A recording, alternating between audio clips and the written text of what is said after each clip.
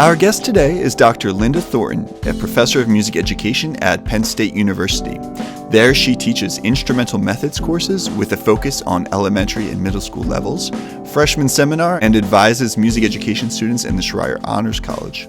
Dr. Thornton's research interests include pedagogy for beginning instrumentalists, composition and improvisation for instrumental students, music teacher recruitment and socialization, and reflective practice. Dr. Thornton has published articles and chapters on these topics in several journals and books, including the Bulletin for the Council of Research in Music Education, Journal of Music Teacher Education, and Musicianship, Composing in Band and Orchestra, published by GIA. Dr. Thornton taught band in public schools in northern and southern Illinois, and she joins us today to talk about how to teach students how to practice and how to make a record of the quality of their practice. Hello, Dr. Thornton. Welcome to our little podcast here. How are you doing there in State College? Things are great. It's beautiful right now with the leaves changing. Oh, I bet. And I see, yes, Ohio State is coming for the big rivalry game on Halloween. That should be exciting and terrifying. Yeah, I'm going to stay in my house that day. Good idea. Well, our listeners are juniors at Ithaca College who are aspiring band directors and are currently student teaching over Zoom.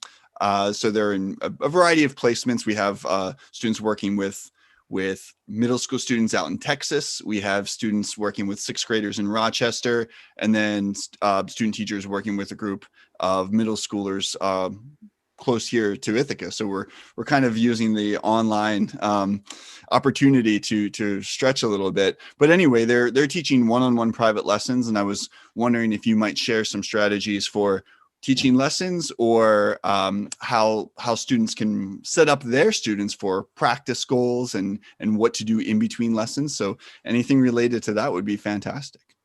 Sure. No, I'm happy to talk about that. I talk about that with my students quite a bit, actually.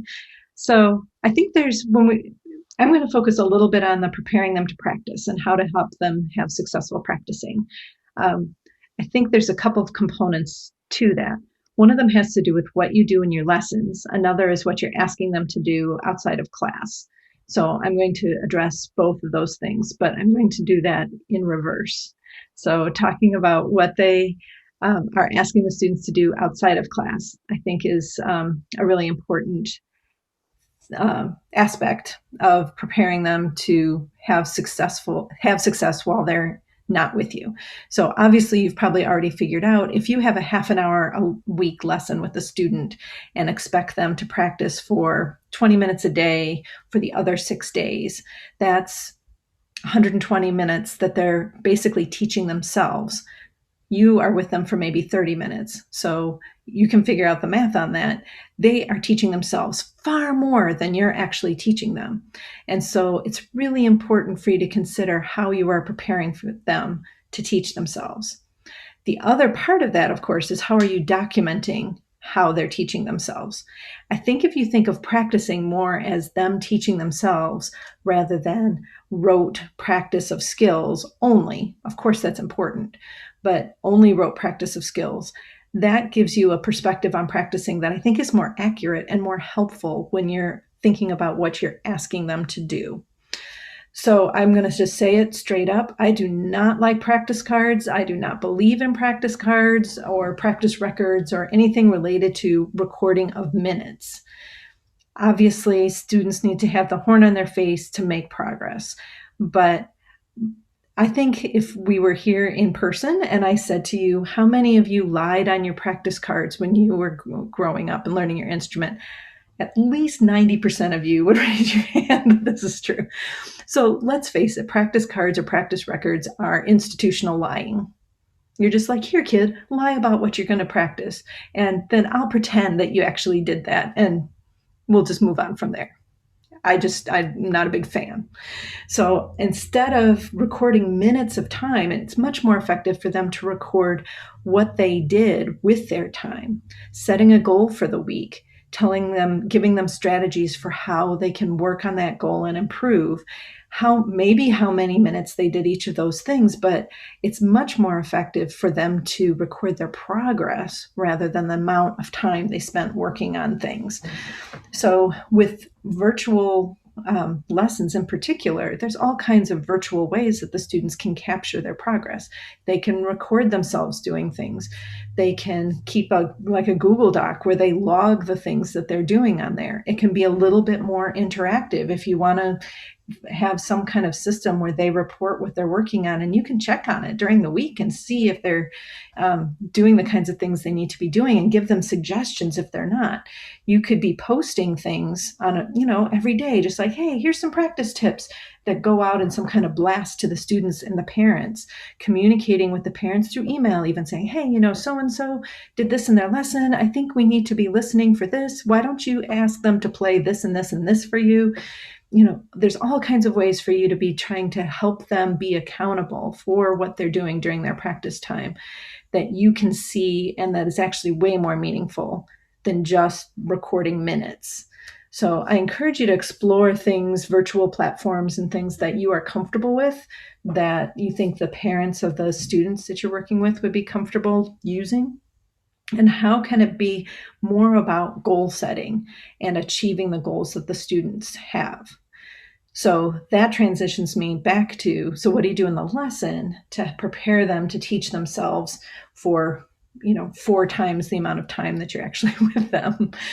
So I do have a whole other thing about how to structure a lesson, but let me tell you that if you have a 30-minute lesson, I would encourage you to consider the last at least 15 minutes, if not 20, should be instruction and practice time. So the beginning part, the review of the homework, so to speak, should be really brief. And if you have this communication for what they're doing and they're practicing, that whole part of, okay, so let's hear what you worked on this week, can be a lot shorter because and they're just sort of giving you a little like, here's my homework, hand it in, and you're set. So if you have a good 15, 20 minutes of the lesson out of a 30-minute lesson to actually prepare them to teach themselves over the next week, that's going to be so much more effective for them to use their practice time, because they know what they're working on. They're comfortable with what they're working on. So some of you may have had lessons, and this is what I see every once in a while when I observe lessons, and it sometimes drives me absolutely crazy, is, okay, we go through this page in the method book. All right, let's turn the page. Oh, look, there's 8th notes. Okay, we've got about 3 minutes left in the lesson. Okay, your foot goes like this, and you count 1 and 2 and 1 and 2 and your fingers go like this. All right, work on that. See you next week. That's going to be effective for about 1% of the students who you're working with. They need much more guidance than that. So that 15, 20 minute part of your lesson where you're preparing them to teach themselves should be preparing what you want them to do for the next week, teaching it to them, reviewing it with them, giving them practice strategies, and then also thinking about the sequenced lesson and giving them some preview things for the items that are coming up in 3 weeks, 4 weeks, 5 weeks, start getting them experiences with things you're going to be teaching them later on. So you're spending some time preparing them for this next week. You're also spending some time preparing them with skills that they're going to be applying later on, so that it's not like this whole new thing when you get to it. So let me give you an example, like the 8th note example. So you have 15 minutes to start teaching them 8th notes. Now, in my perspective, and I imagine that Dr. Claus maybe has mentioned this once or twice before, it's nice for them to experience the 8th notes in a musical setting before they actually have to start reading 8th notes. Are you nodding, Dr. Claus? Yeah, okay. So in previous lessons, before you've gotten to the 8th note lesson, they've played things maybe by rote that include 8th notes. Maybe they've learned things by ear from the radio that include 8th notes. So they've kind of had 8th note experiences before they actually get to, okay, here it is in the method book. It's time to do 8th notes. Hey, remember when we played this song or this tune before and we had that and it went ba, ba, ba, ba, ba. yeah, those are actually eighth notes. Look at what they look like. This is how we count them. So they've had the experience, and now you're putting that experience into this context. You're going to go through those lines in the method book that contain the eighth notes. You're going to analyze them. They're going to clap them. They're going to sizzle them. They're going to play them on their instrument. They're going to chant them. They're going to, all the different experiences that they can have with eighth notes. So they've got eighth notes. They know exactly what they're supposed to be doing. And then you go through and prepare them with the songs they're supposed to be working on for the next week. That's what they're supposed to be practicing. Maybe not all of them, maybe not the whole thing, but some of those key points. Think about when you had math homework and the teacher would do an example problem on the board. And then maybe you do the first couple of problems on the board, and then you were supposed to do the rest of them yourself. That kind of thing. Okay, we're going to do an example. We're going to do a couple of the ones that are part of your assignment, and then let's see if you can do the rest on your own. When you're doing those practice ones, when you're going through examples, that's when you give them practice strategies. Okay, so what if we were working on this at home? What have we already done with eighth notes? Oh yeah, we counted them, didn't we? We sizzled. Yeah, oh yeah, we clapped them. Oh yeah, and we fingered through it while we were counting. Yeah, we did all of those things. Okay, so do you think when you go to line 8 down here, tell me what you're going to do. Walk me through what you're going to do before you actually play number 8. Right, you're going to count it. Right, you're going to sizzle it. Right, you're going to clap it. Oh, good job. Yeah, that's amazing.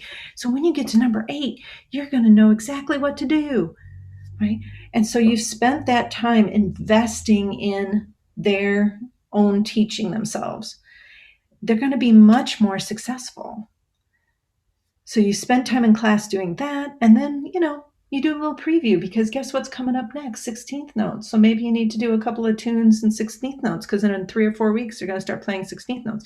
Maybe you need to be working on their articulation, getting their tongues nice and relaxed and moving faster, so that when they get to the 16th notes, they aren't struggling with the actual act of articulation, of going ta-ta-ta-ta-ta-ta-ta-ta, because you've been doing some things. Let's see how fast we can play with a nice light tongue. Okay, we're going to do it for 10 seconds. Let's see how many notes you can do. Whatever, play little games to get them prepared for that. And those are things they can also practice at home, especially if you make it really fun. How many notes can you do in 10 seconds? Okay, record it, put it in your Google Doc journal or whatever, and that's practicing. But it doesn't feel so much like practicing.